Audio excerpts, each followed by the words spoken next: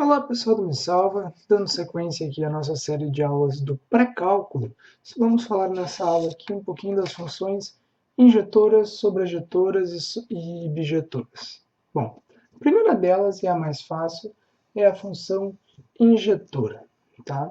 O que quer dizer uma função injetora? O que tu tem que lembrar está nesse quadrinho aqui, né? Cada elemento em B recebe apenas uma flecha. O que isso aqui significa? Cada valor de x vai ser associado a somente um valor de y. Lembrando aqui na notação de conjuntos, que a gente tem aqui x e no conjunto B, y. Só aqui para a gente lembrar das nomenclaturas, né? O conjunto A é o nosso domínio, o conjunto B é o nosso contradomínio, e quem recebe flecha no conjunto B é chamado de imagem de A em B. Tá? Então, olha só, para a nossa função ser injetora, cada elemento em B recebe apenas uma flecha. Então, olha só, vamos olhar aqui no nosso exemplo. Tá? Bom, pegando qualquer valor de x aqui, o que a gente conclui? Tá?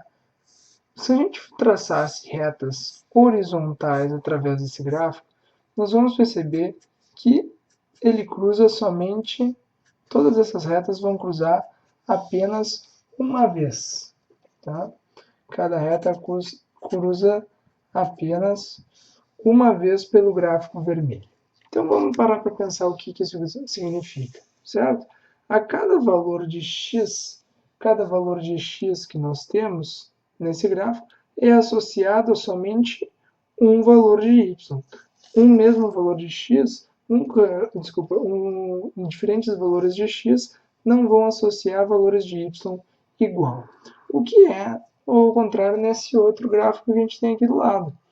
Bom, olha só, se a gente cortar aqui, nessa reta horizontal, nós vamos cruzar aqui e cruzar aqui. Cruzou duas vezes. Então vamos ver, olha só. Esse valorzinho de x aqui, que eu vou chamar de x1, resultou o mesmo valor de y, que é esse pontinho aqui, que é o x2. Basicamente, o que isso significa? Lá na notação de conjuntos, a gente vai ter aqui, né, x1 e x2. E no nosso conjunto B, nós vamos ter o quê? Esse valor de y aqui, que eu vou chamar de y1. O x1 associa no y1 e o x2 associa no y1 também. Portanto, aqui nesse y1, o que vai acontecer? Vai ter um elemento em B que vai receber duas flechas e isso não pode. Então, olha só, retas horizontais para fazer o teste da nossa função injetora. Tá? Traça retas horizontais. Se cruzar apenas uma vez o gráfico ao longo de todo o gráfico, esse gráfico aqui vai ser um gráfico de uma função injetora. Tá? Lembre disso daqui, que é o famoso teste das retas horizontais. Ok? Bom, isso aqui é bem simples, tá? Simplesmente cruza as retas horizontais. Se cruzar só uma vez, é injetora. Se cruzar duas vezes ou mais em qualquer ponto, é não injetora. Bom, segunda parte, funções sobrejetoras. Essa daqui é um pouquinho mais difícil de a gente entender, tá? Lembrando mais uma vez, tá? Conjunto A significa domínio, conjunto B significa contradomínio, e quem recebe flecha no nosso conjunto B é chamado imagem de A em B. Bom, para te ter uma função sobrejetora, tu não pode ter nenhum elemento sobrando em B.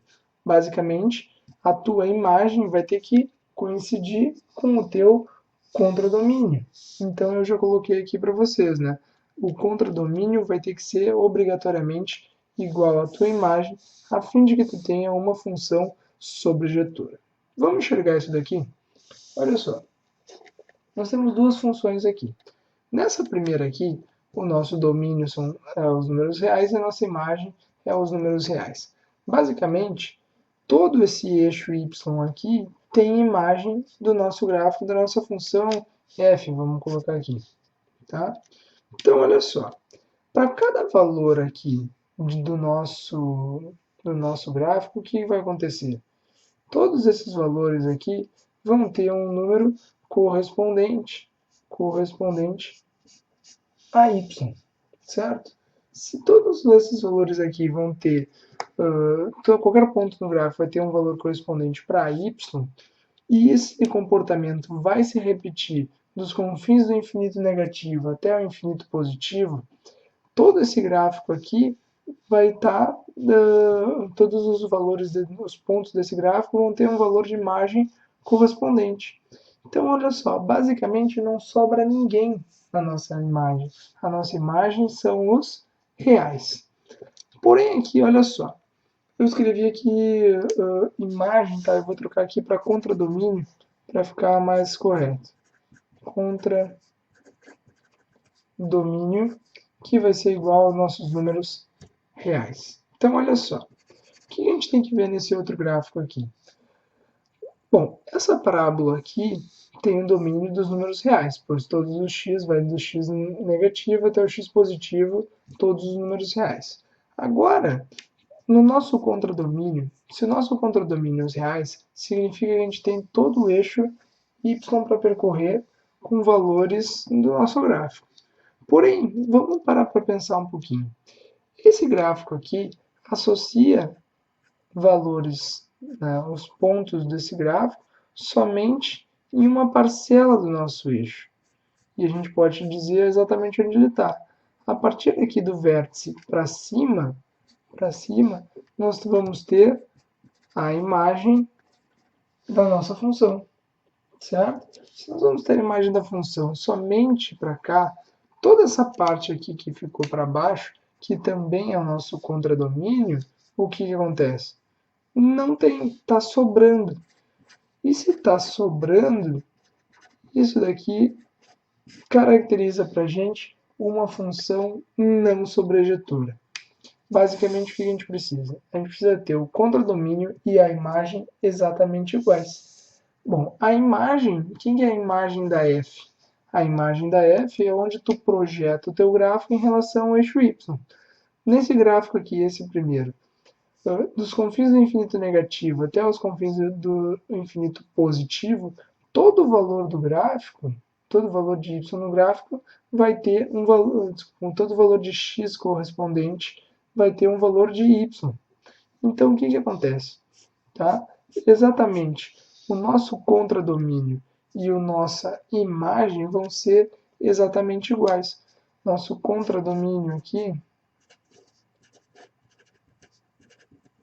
vai ser também os números reais. Se eles coincidem, eles são iguaizinhos, nós podemos dizer que a nossa função é sobrejetora. Se a gente tem um contradomínio e imagens diferentes, a gente diz que a nossa função é não sobrejetora, certo? Então, olha só, quem que é a imagem disso aqui? Digamos aqui que o nosso vértice esteja exatamente em zero.